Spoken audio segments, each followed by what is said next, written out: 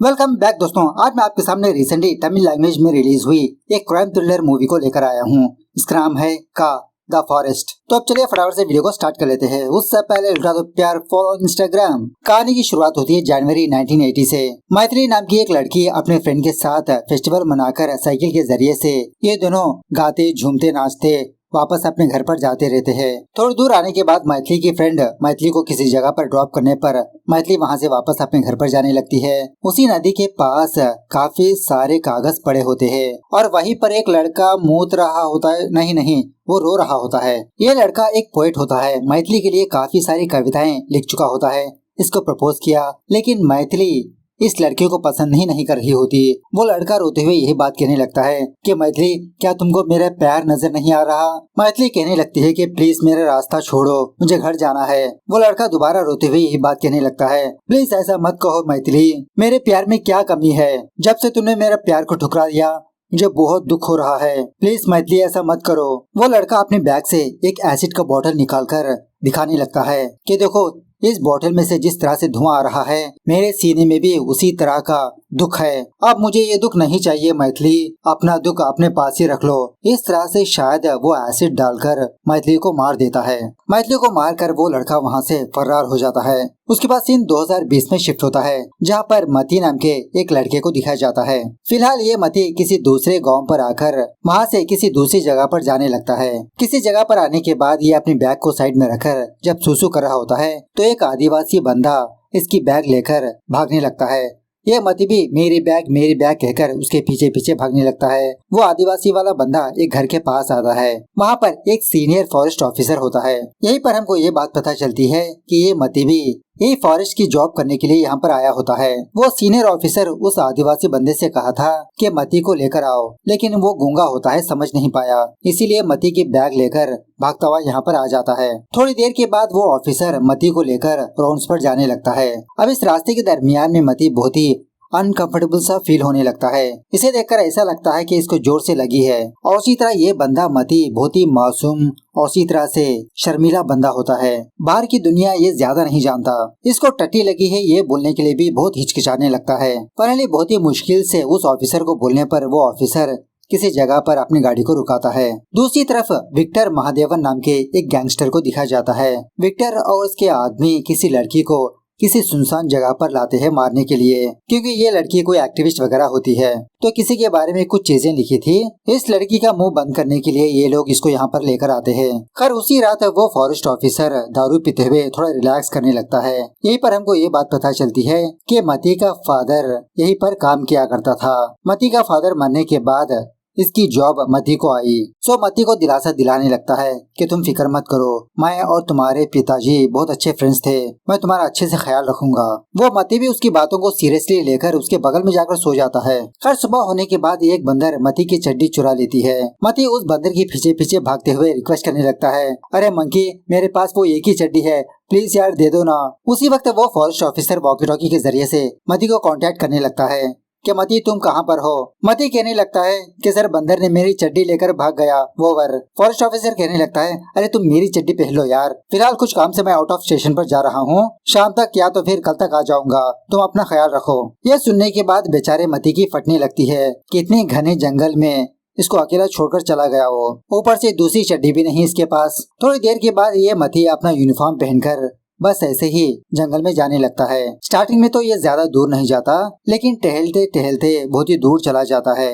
उसी किसी जगह पर एक छोटा सा टेंट नजर आने पर मती उस टेंट के पास जाकर बुलाने लगता है कि यहाँ पर कोई है, कौन है यहाँ पर? उसी वक्त मती ये देखता है कि कुछ झाड़ियाँ हिल रही है। झाड़ियों की वो हरकत देखकर मती डर के मारे भागते हुए फटाफट से अपने ऑफिस के पास आ जाता है। इतना डरपोक होता है कि यहाँ पर आने के बाद ये बेहोश भी हो जाता है। फाइनली रात होने के बाद इस मती को होश आता है। शौकीनली इसके ऑफिस में एक लड़की बैठी होती है। इस लड़की का नाम होता है वेम्बा, जो एक वाइल्ड लाइफ फोटोग्राफर होती है। मती का जो सीनियर ऑफिसर होता है ना, उसकी बेटी होती है ये। जानवरों की फोटोग्राफी करने के लिए वेम्बा झाड़ियों के कपड़े पहनकर छुपी रही थी, तो वेम्बा ने हरकत करने की वजह से ये मती भूत समझकर डर गया था। ये मती उस वेम्बा से भी ढंग से बात नहीं करता, इसे देखकर भी डरते रहता है। खैर सुबह होने के बाद वेम्बा मती के ऊपर कोक डालकर उसको नींद से जगा देती है। कहने लगती है कि तुम तो इतना लेट से जागते हो, तुम क्या जंगल को बचाओगे? वैसे मैं ट्रैकिंग पर जा रही हूँ, चाहे तो तुम भी आ सकते हो। पहले तो मती मना करने लगता है, लेकिन वेम्बा हल्के से डराने लगती है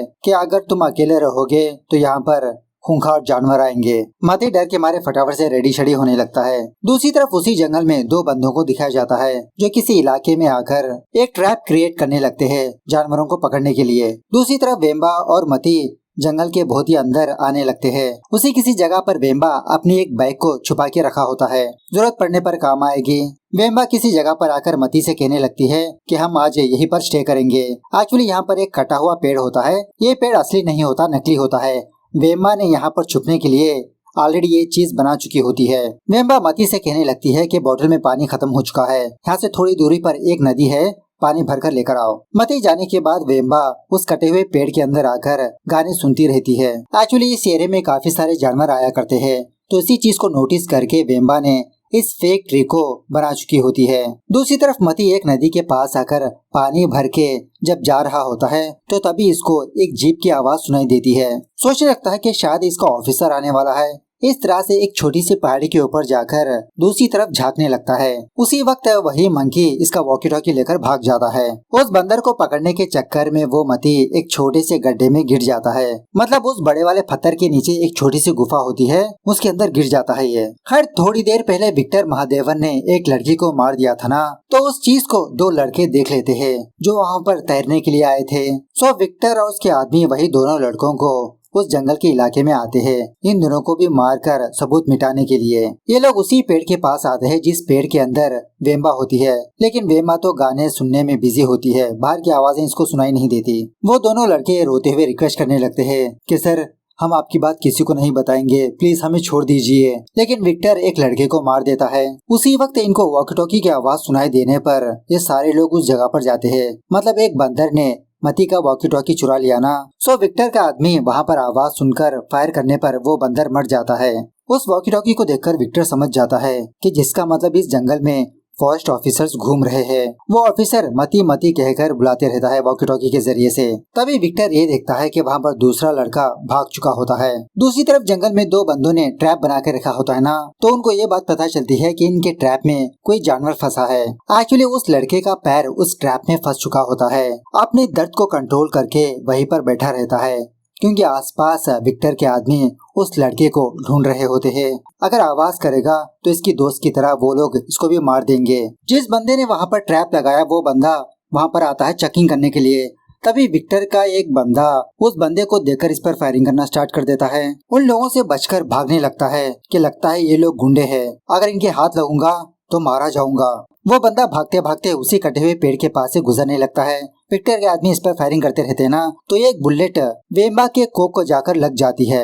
वेम्बा तो शॉक में रह जाती है कि यहाँ पर कौन फायरिंग कर रहा है। होल के जरिए से बाहर झाकर देखने पर एक लड़के की लाश पड़ी होती है। दूसरी तरफ वो मती दीदी दीदी कहकर बुलाते रहता है कि दीदी तुम कहाँ पर हो, मुझे यहाँ से बाहर निकालो। विक्टर के आदमी विक्टर के पास आकर कहने लगते हैं कि बॉस वो बंदा हमारे हाथ नहीं लगा। विक्टर अपने आदमियों से कहने लगता है कि किसी भी तरह से उस बंदे को पकड़कर उसी तरह से उस लड़की को भी पकड़कर मार दो, सारे सबूत इसी जंगल में दफना दो। इस तरफ वेम्बा उस पेड़ से बाहर आकर इधर उधर चेक करने लगती है। थोड़ी दूरी पर इसको एक और लड़का नजर आता है जिसका पैर बहुत ही जख्मी होता है। ज्यादा खून बहने की वजह से वो लड़का बेहोश हो जाता है, जिसकी वजह से वेम्बा उस लड़के को अपने पेड़ के अंदर ले जाती है। थोड़ी देर के बाद विक्टर के आदमी दोबारा वहाँ पर आकर उन दोनों को तलाश करते रहते हैं। तभी उसी पेड़ के पीछे एक और बंदा नजर आने पर विक्टर का आदमी इसको भी मार देता है। वही जिसने ट्रैप लगाया था ना, उसका फ्रेंड। विक्टर उस दूसरे बंदे को भी फाइंड आउट करके उसको पकड़ने की कोशिश करने लगता है, लेकिन वो बंदा भागते भागते गलती से उसी गुफा के अंदर गिर जाता है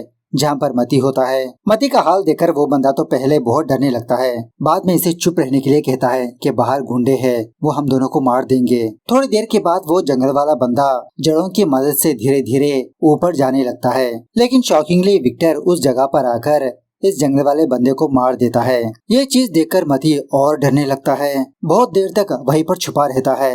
उसके बाद देखते ही देखते रात हो जाती है। वेम्बा के पास जो लड़का होता है ना, वो होश में आता है। वेम्बा अपना फोन निकालकर मैसेज के जरिए से इसे पूछने लगती है कि तुम कौन हो, वो लोग कौन है। तो वो लड़का भी टेक्स्ट के जरिए से वेम्बा को सारी बात बताने लगता है। उसी पेड़ के बाहर विक्टर के आदमी कैंप लगाकर बैठे होते हैं। दूसरी तरफ वो मती दूसरे रास्ते से उस गुफा से बाहर निकलने की कोशिश करते रहता है। इस तरफ वेम्बा अपने पेड़ से बाहर निकल कर आती है उस मती को ढूंढने के लिए। लेकिन तभी विक्टर के आदमी इस वेम्बा को देखकर इसको बहुत मारने पीटने लगते हैं। वेम्बा भी इन लोगों से जबरदस्त तरीके से फाइट करने लगती है। फाइनली उन दो लोगों से फाइट करके उनको उनसे ही गन से मार देती है। इस तरफ मती उस गुफा से बाहर आ चुका होता है। एक बोर्ड देखकर इसको ये बात पता चलती है कि ये तो तमिलनाडु और केरला के बॉर्डर पर है। उस मती को देखकर एक मलयाली इसके पास आकर पूछने लगता है कि कौन हो तुम, कहाँ से आए हो। मती कहने लगता है कि भैया मैं रास्ता भूल गया, मुझे फॉरेस्ट डिपार्टमेंट पर जाना है, कैसे जाऊं मैं। इस तरफ वेम्बा उस लड़की को लेकर इस जंगल से बाहर निकलने की कोशिश करती रहती है।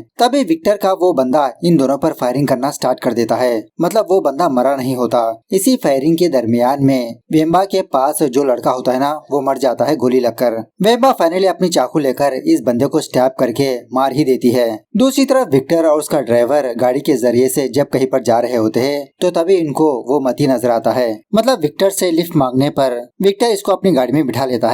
दूसरी तरफ वेम्बा अपनी बाइक के पास आकर अपनी बाइक के जरिए से फॉरेस्ट ऑफिस के पास जाने लगती है। विक्टर उस मती को फॉरेस्ट ऑफिस के पास ड्रॉप करने पर मती अंदर आकर वेम्बा के फादर को ढूंढने लगता है। वो वेम्बा का फादर चेयर पर बैठा होता है। मती इस पर गुस्सा करने लगता है कि तुम मुझे वहाँ पर जंगल में अकेले छोड़कर दारू पीकर यहाँ पर पड़े हो, उठो जल्द से जल्द उठो। लेकिन वो फॉरेस्ट ऑफिसर चेयर से ही गिर जाता है। मतलब किसी ने इसको मार दिया।